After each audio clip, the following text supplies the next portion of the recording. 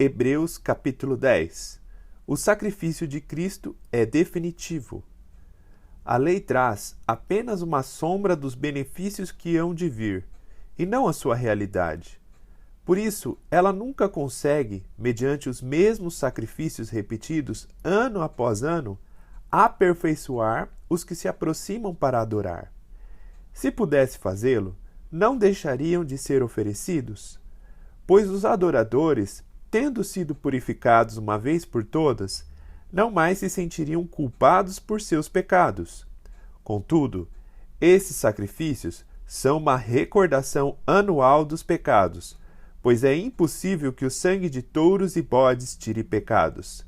Por isso, quando Cristo veio ao mundo, disse: Sacrifício e oferta não quiseste, mas um corpo me preparaste.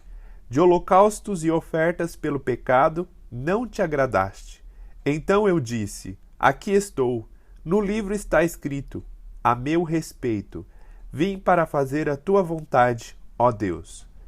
Primeiro ele disse: Sacrifícios, ofertas, holocaustos e ofertas pelo pecado não quiseste, nem deles te agradaste, os quais eram feitos conforme a lei.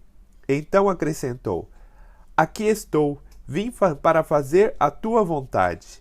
Ele cancela o primeiro para estabelecer o segundo. Pelo cumprimento dessa vontade, fomos santificados, por meio do sacrifício do corpo de Jesus Cristo, oferecido uma vez por todas.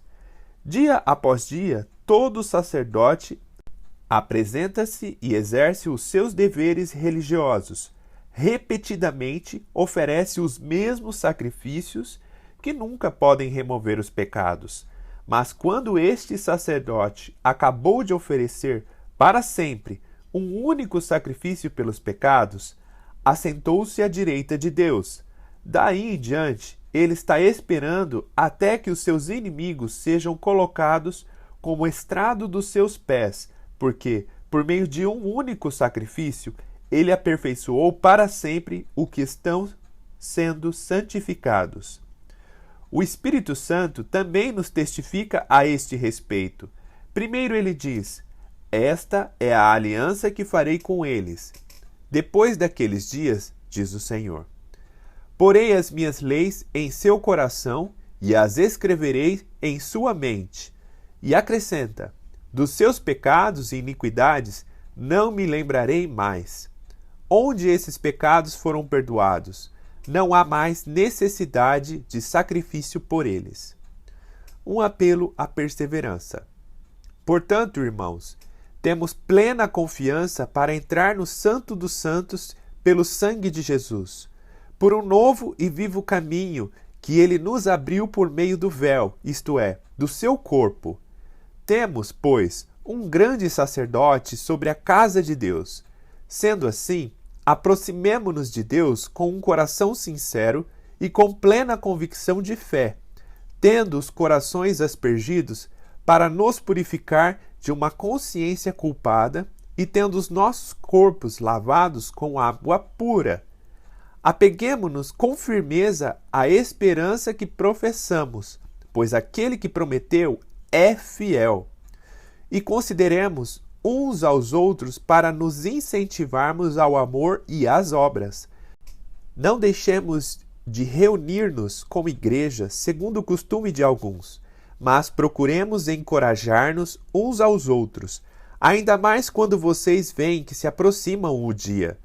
Se continuarmos a pecar deliberadamente depois que recebemos o conhecimento da verdade, já não resta sacrifício pelos pecados, mas tão somente uma terrível expectativa de juízo e de fogo intenso que consumirá os inimigos de Deus. Quem rejeitava a lei de Moisés morria sem misericórdia pelo depoimento de 2 ou 3 testemunhas. Quão mais severo castigo, julgam vocês, merecem aquele que pisou aos pés o Filho de Deus, profanou o sangue da aliança pelo qual ele foi santificado e insultou o Espírito da graça? Pois conhecemos aquele que disse: A mim pertence a vingança, eu retribuirei, e outra vez o Senhor julgará o seu povo. Terrível coisa é cair nas mãos do Deus vivo.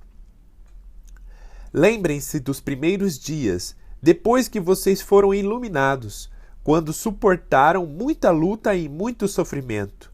Algumas vezes vocês foram expostos a insultos e tribulações. Em outras ocasiões, fizeram-se solidários com os que assim foram tratados. Vocês se compadeceram dos que estavam na prisão e aceitaram alegremente o confisco dos seus próprios bens, pois sabiam que possuíam bens superiores e permanentes. Por isso, não abram mão da confiança que vocês têm.